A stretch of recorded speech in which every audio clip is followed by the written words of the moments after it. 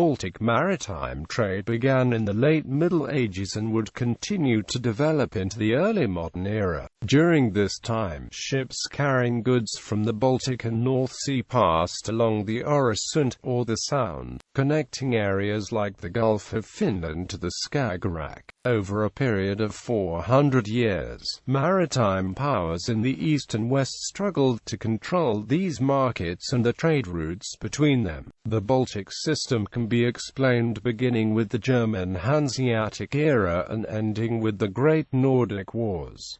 Era of the German Hanse. In the second half of the 14th century, the Hanseatic League dominated the trading organization in the Baltic. The Hanse originated in northern Germany and Westphalia and held many associations with merchants from these areas. In its prime, the Hanseatic League consisted of around 200 cities and towns and stretched from Reval in the east to Kampen in the west. The long-lasting success of the Hanseatic trading system can be attributed to Northern Europe's many rivers and roads that connected German markets and cities to the ports in the Baltic Sea. Lubeck. The city of Lubeck served as the starting point of the Hanseatic trading system. Merchant families from this area began to settle along the Wendish and Pomeranian coast. Merchants from Lubeck and the Wendish coastal towns specialized in the trading of high-quality Western goods, like cloth, spices, and wines, for minerals and products from the north and east.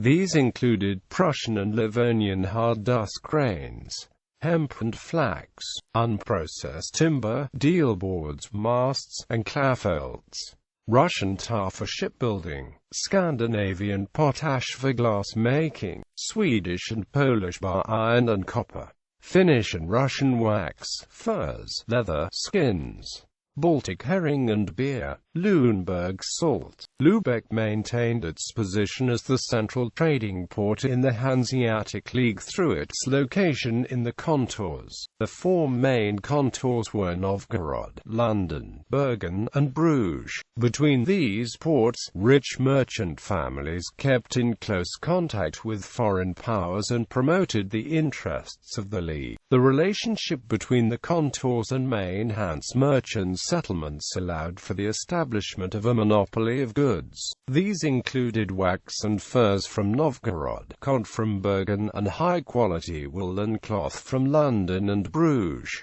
Fall of the Hanseatic League. By the beginning of the 15th century, Western demand for Prussian and Livonian goods was growing. The Luneburg salt exports were replaced by cheaper salt from France. Gradually, East and Baltic merchants wore away the Hanseatic trading system and began to directly supply ports in London, Amsterdam, and Antwerp. As the League began to fragment, Lubeck and the Wendish coastal towns became isolated, and trade routes between the Baltic shores, North Sea, and the western Atlantic were established.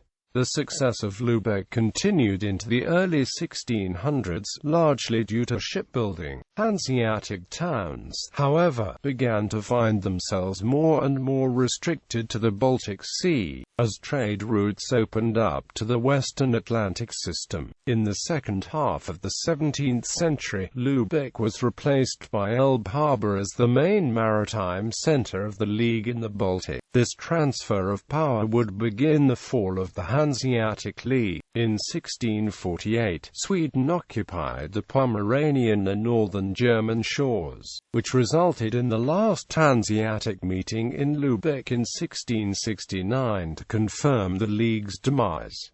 New powers in the Baltic. Holland. At the beginning of the 15th century, large numbers of ships from Holland were sailing to the Baltic for grain and western France for salt. Instead of relying on the Hanseatic staple markets, the Dutch began to buy wheat and rye locally in order to drastically reduce prices. For the early to the late 16th century, it is estimated that the loading capacity of the merchant fleet increased by about 60%. 60,000 lasts. At the same time, Baltic grain imports increased by 50,000 lasts. Without the middlemen that existed during the Hanseatic era, transaction costs were at an all-time low, allowing for cuts in Dutch shipbuilding costs and innovations in design. These new ships were faster, smaller, and were equipped for bulk carrying trade. Dutch traders also developed a new business model in the 15th century.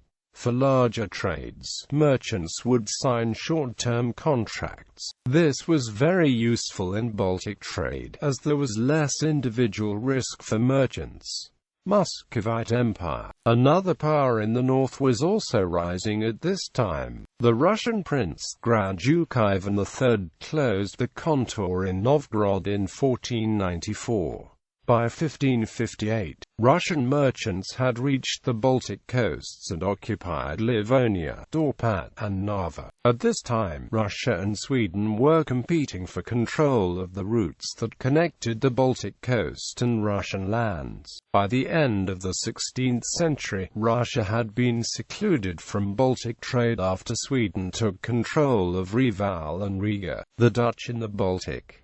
In the 1590s, Dutch trade began to spread further into the Mediterranean and surpassed that of Lubeck and Hamburg. This was largely due to Holland's presence in the Atlantic trading system, which included Spain, Portugal, and France. This widespread trade led to Amsterdam becoming the center of Europe's trading system in the 17th century. Exports to the Baltic such as sugar, tea, coffee, and tobacco greatly increased at this time. Fluid's ship around 1595. A ship known as the Fluid was created in the Low Countries. This ship maximized carrying capacity and drastically cut building costs. It was built with a flat bottom and long hull that could transport a large shipment through shallow waters. This new ship could be crewed by a small number of men and cost about 50% of the usual price to build a ship. Changing mercantilist policies. As Dutch and English trade became more prominent in the West Baltic, many governments decided to impose certain mercantilist policies that would protect the interests of the trade and national economies. Denmark. Christian IV was the Danish king from 1596 to 1648. During his reign he imposed policies that threatened the development of Dutch trade in the Baltics.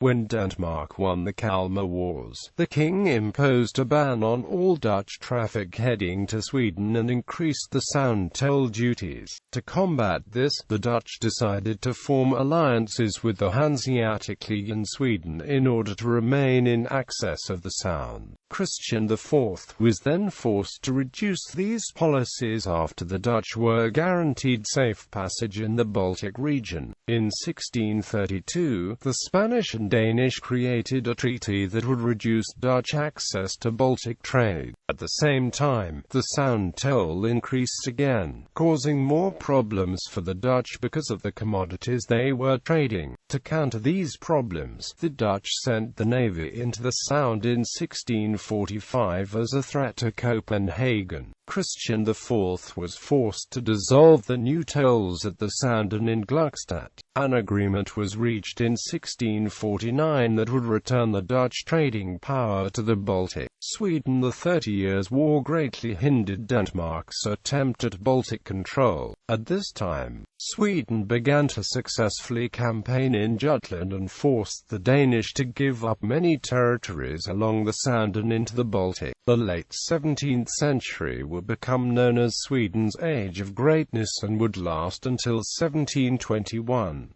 During this time, Sweden's control of the Baltic reached from the Sound to Riga. During Sweden's Baltic dominion, the Dutch navy intervened in order to protect the commercial interests. This led to a peace treaty in 1660 between Sweden and Denmark, along with negotiations between the English and Dutch. By the 1640s, Sweden had become the Dutch's main trading partner in the Baltic region. About 50% of Sweden's imports imports originated from Amsterdam's staple market, whilst all copper exports and 40% of all iron exports went to the Low Countries, as did 75% of the Finnish tar production. In 1667, Sweden changed its mercantilist policies once again by imposing tolls on salt and wine that were shipped from foreign markets, greatly undermining trade coming from Amsterdam. The Dutch then sent the navy into the Baltic, and with the Danish, defeated the Swedes in 1679. This defeat led to a treaty that would result in the recovery of the Dutch's trade in the Sound. Danish, Norse, Denmark and Norway worked to maintain their mercantilist policies that would decrease the dependence on Amsterdam and the Dutch Republic as a whole. A treaty was signed in 1688 after the Danish attempted to impose tariffs on Dutch trading, but the Dutch held much less power in Denmark after this. The Dutch and the Norse began to trade directly with the English and French and avoided Amsterdam as a main trading port. Eastern Baltic. At the beginning of the 17th century, Dutch trade dominated the eastern Baltic region with goods like spices and high-quality cloth. This Dutch control, however, began to diminish in the later decades of this century. There are a few proposed explanations for this, one being that Baltic grain lost competitiveness in the Western markets because Polish farms declined in efficiency. Another explanation is the wars against the Cossacks and the Swedes that occurred in the 1640s-1660s. The English Navigation Acts also affected Dutch trade in the eastern Baltics. Sweden established new policies that significantly affected the eastern Baltic trading system. The Swedish Tar Company was created in 1648, which greatly undermined tar exports from Finland. This resulted in the illegal transportation of Finnish goods to Livonian ports, and Dutch traders that occupied southern Sweden transported timber from Norway to other ports around the Baltic. Russian trade. The policies that Sweden established at this time also aimed to control Russian trade in the Baltic region. In an effort to remove the Dutch from the market, Sweden attempted to buy grain surpluses and entire stocks of leather from Russia. The Treaty of Cardiff was established in 1661 to provide free trade in Russia, but ended soon after in 1667. The Dutch proved to be the only economically developed state that could successfully deal with the trading conditions of Russia. Great Nordic Wars. From 1700 to 1722, Poland, Russia, and Denmark-Norway fought against Sweden, dramatically shifting the Baltic trading system at this time. At the beginning of the war, Dutch trade through the Sound was far outweighed by Scandinavian shipping. In 1710, when hostility between Denmark and Sweden began, trade through the Sound became inactive. In 1722, Sweden's age of greatness came to an end and trade was restored from the Baltic Sea through the Sound. After the war ended, governmental interventionism became the forefront of all commercial policies in the powers of the Baltic. These protectionist measures were meant to decrease foreign influence on industries and trade within states. Some of examples of these policies are: Prussian ban on raw wool export, Danish prohibition on import of foreign wool, silk, sugar, etc. Swedish product plague had decreased foreign shipping to Sweden. Rise of Russia. After Sweden fell in the Great Nordic Wars, Russia gained its ports from Novgorod to Riga, Reval, and Narva. These cities and ports provided Russia with direct routes to the Baltic. In 1721, the Treaty of Nystad was signed, which led to the development of Russian Baltic trade and the founding of St. Petersburg. By 1780, Russia had surpassed the Pomeranian coast under Swedish control. The rise of Russia as a seaborne trading power caused a shift in trade direction from south-north to east-west. Stockholm was now a major port in the Baltic region, backed by Denmark's demand of goods from Sweden's market. The end of the 18th century was marked by the rise of Russia and Hamburg in the Baltic, and England's gain on the Dutch. Bibliography. Brand, Hanno, Baltic Sea Trade, Baltic Connections. Hans Research Center, 1 January 2006. Web, 12 April 2015. And LT, http, www.balticconnections.net, index, CFM, article equals Baltic plus C plus Trade and GT. Dollinger, Philippe, Casson, Mark. The German Hansa, The Emergence of International Business, 1200 to 1800. London, UK, New York, USA, Routledge, 2000.